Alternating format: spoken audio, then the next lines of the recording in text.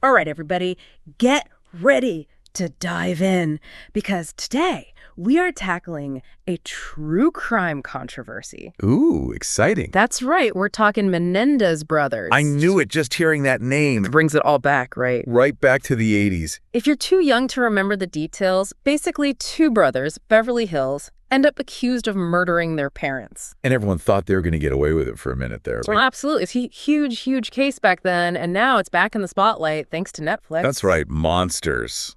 The Lyle and Erik Menendez story. But here's the thing. Even before the first episode even dropped, Oh, yeah. the title alone, controversy. Fans are going at it online. Yeah, it's really interesting to see this unfold. Like, straight up, are they monsters? Should they be called that?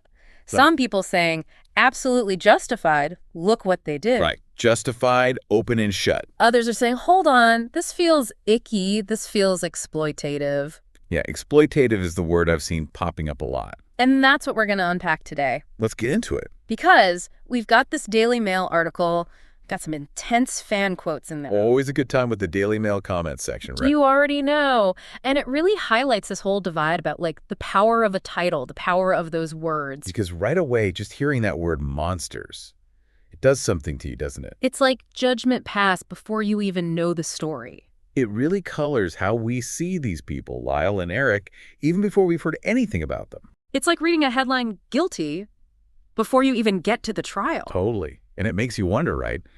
Are we as viewers, are we being manipulated here? Ooh, that's a good question for this deep dive. Oh, yeah, we're going to unpack that. Because I'm looking at these quotes and it's like jarring. Give us the goods. What are people saying? All right, so, quote, they blew their parents away in cold blood, call them what they are, monsters. Straight to the point. Wow. Right. But then, like, right underneath that, practically, someone else is saying, this is just cashing in on a tragedy, especially since the victim's family wants nothing to do with it. Which is a whole other layer, right? Because then it becomes about who's profiting off this story, who's controlling the narrative. And whose voices aren't we hearing? Which, this isn't even the first time a true crime title has caused this much of a stir. Oh, not even close. I mean, remember last year, the Jeffrey Dahmer series? How could we forget? People were genuinely really upset. They felt it was glorifying him. Yeah. And I think that's part of what's making people nervous about this Menendez one, too. Like, are we going to be tricked into sympathizing with these guys just because of how the story's told? Right. Or is calling them monsters almost letting them off the hook in a weird way? That's a really good point, because it's like, oh, they're monsters. Well, monsters do monstrous things. That's just how it is. It's like that one word just erases all the nuance. And the context. And the Menendez case, if anything, was full of nuance. Oh, yeah. It was the case that just kept on giving, wasn't it? Oh, tons of layers. It was like the trial that captivated a nation. For sure. It was on court TV nonstop. I was looking back at some old articles, and people were riveted by this case. And it makes sense, right? It wasn't some random crime. It had everything. It had the 80s, it had wealth, it had these young guys, and then, of course... the abuse allegations? Yeah, you can't talk about the Menendez brothers without talking about that. And that's where this monsters label gets really tricky, doesn't it? Because all of a sudden, who are the monsters? Right, because if you believe the brothers, they suffered for years. Their defense was basically, we were driven to this. This was self-defense. It forces you to ask what kind of parents, what kind of home life could lead to something this horrific. Were Lyle and Erik the monsters, or were they created by monsters? Ooh, now we're getting philosophical. That's where things get really complicated, right? Because if you believe what they were saying... And that's a big if for a lot of people. Sure, of course. But still, even if you just, like, entertain the idea for a second... It makes you think. It really does. This wasn't just some, like, straightforward murder case. Oh, this was about way more than just... did they or didn't they? This case got people talking about abuse, about families, about what happens when all of that goes wrong. It touched a nerve, for sure. And we've got to remember, this was the 80s. Different world back then. People's understanding of child abuse, repressed memories, it was just different. You couldn't just Google that stuff back then. It wasn't so black and white. A lot of gray area. Totally. And the media at the time, let's be real, they kind of ran wild with it. Well, yeah, they smelled the ratings gold mine a mile away. It wasn't just about reporting the facts. It was about spinning a good yarn. Creating a narrative that people would eat up. Oh, 100%. I remember those tabloid photos, Lyle and Erik. Looking like a couple rock stars. Right. And the trial itself, forget about it. Total circus. So I guess, doesn't that make you wonder, like, Did all that noise, all that media frenzy, did it actually make it harder to see the truth? It's like if you're constantly being bombarded with these sensationalized stories. It's tough to sort through it all. And figure out what's real, what's hype.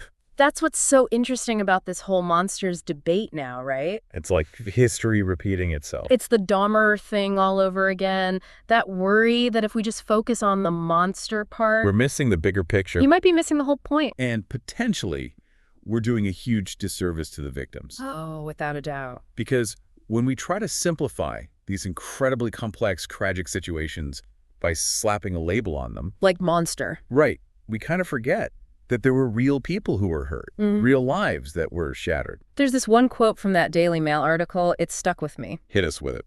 Okay, so someone wrote, calling this show monsters feels like a slap in the face to anyone who's ever experienced abuse. Wow. It just perpetuates this idea that victims are somehow responsible for the violence inflicted upon them. That is powerful, and it's something we really need to think about, especially when we're dealing with real-life stories like this. It's easy to forget that these aren't just characters on a screen. These were real people. With real families, real emotions. And their stories deserve to be treated with respect, with sensitivity. 100%. And you know what? I think this goes beyond just true crime, beyond even this one case. I think you're right. It's bigger than that. It's about how we, as a society, how we deal with stories that make us uncomfortable. Stories that challenge us. Do we try to simplify them, slap a label on them to make ourselves feel better? Or do we lean into that discomfort, that complexity? Do we try to understand? That's the question, isn't it? And that's what makes this whole thing with the title, with calling them monsters, so fascinating to me. You know, it's like, yeah, it's a title, but it's making us ask some bigger questions here. It's like a gateway, right, to a deeper conversation. Totally. Like, are we really willing to go there?